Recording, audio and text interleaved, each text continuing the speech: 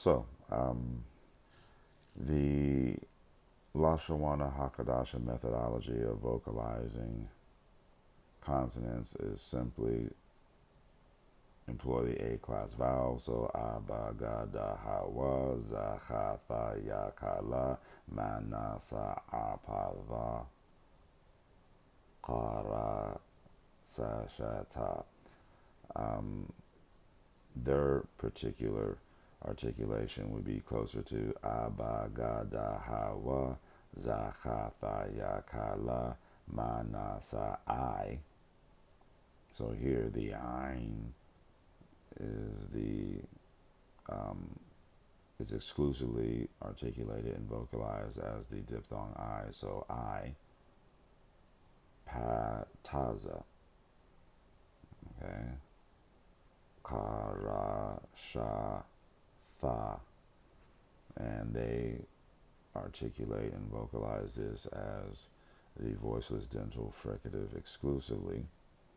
So that would disqualify from being a begat capet letter.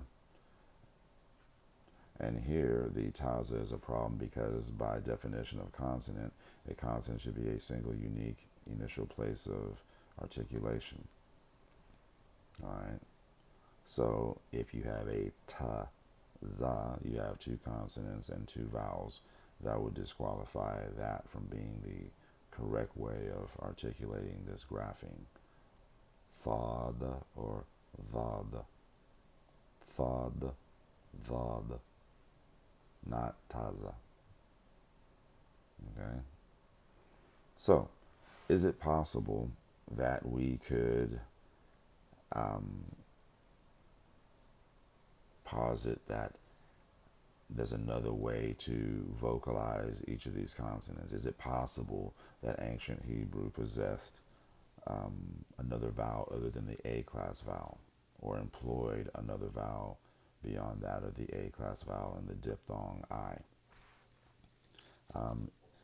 Can we utilize cognate languages to possibly make such an assertion?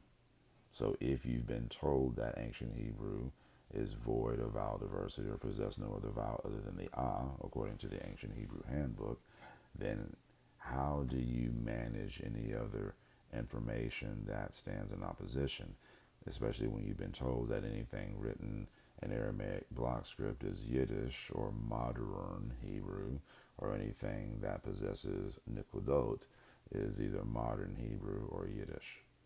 And given that Yiddish is an Indo-European language, modern Hebrew is not an Indo-European language.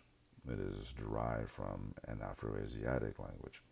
So to say that it is Yiddish is just wrong. Modern Hebrew, ancient Hebrew, they are not anywhere close to what Yiddish is. All right. So again, orthography should not be utilized as a sole determinant in the language identification process. All right. The Nikodot is simply a system for documenting how the consonants should be vocalized. There are three principal classes of vowels. They are the U class vowel, the A class vowel, and the I class vowel. So how can we utilize cognate languages to establish this? So again, you've been told that ancient Hebrew, and we can say that ancient Hebrew, biblical Hebrew, classical Hebrew were just one and the same for the sake of argument. All right, so your ancient Hebrew or biblical Hebrew is attested as early as the 10th century BCE. And the proponents of the Lashawan HaQadasha are asserting that this ancient Northwest Semitic language, attested as early as the 10th century BCE, was void of vowel diversity and employed exclusively the A class vowel and the diphthong I. So, what we have is an ancient Northwest Semitic language, attested as early as the 14th century BCE, and is a cognate language because it possesses comparable morphological patterns, phonological patterns, and syntactic patterns. And to some degree, even the lexical components are comparable. So here we have Sa'u iluma ra'ashatukum. Sa'u iluma ra'ashatukum. Alright, so Sa'u, so listen to the sound. Sa'u iluma. Sa'u iluma ra'ashatukum. So, what we have here, we have a G stem or Grundstamm, right? Grundstamm means base stem, responsible for the simple action aspect of the verb's performance. That is comparable to the function of the call stem, pa'al, call in ancient Hebrew, responsible for the simple action aspect of the verb's performance. This is a second masculine plural or gender inclusive plural. Okay, suffix conjugation is a imperative from nun shin elf, meaning to lift. So sha'u, plural, you lift, command form or imperative.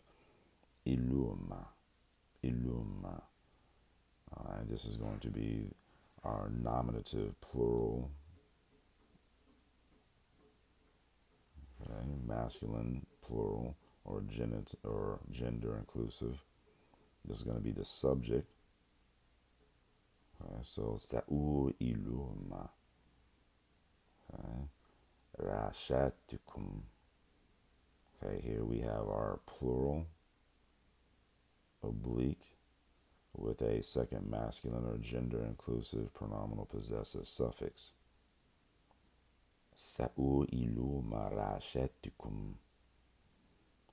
All right, so here what we want to do is just focus on this grapheme is our I aleph.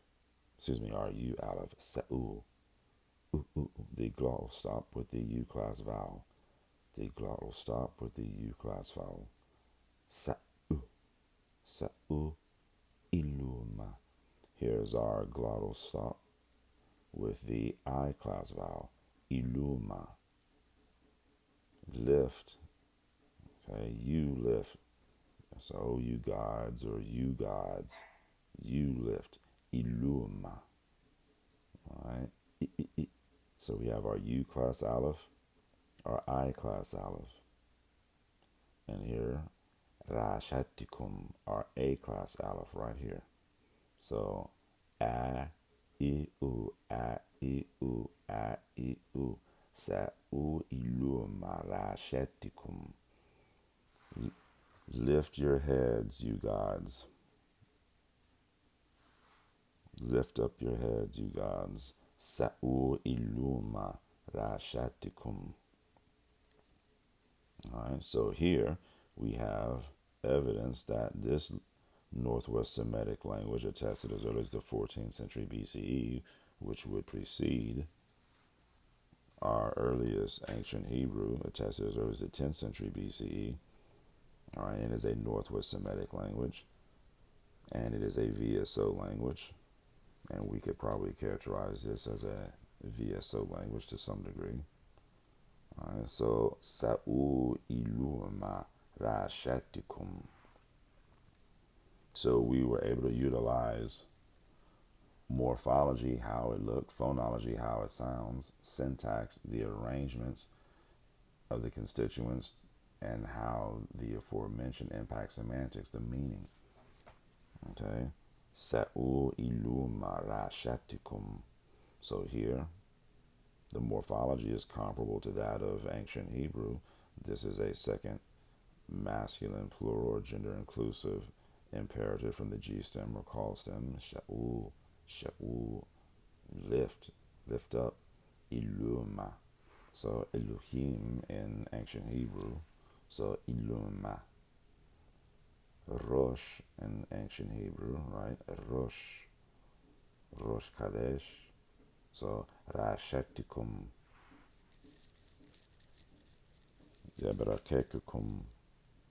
Right? In Ancient Hebrew, we could have that kaf mem pronominal suffix. So here we see our second masculine or gender inclusive pronominal possessive suffix, rashetikum.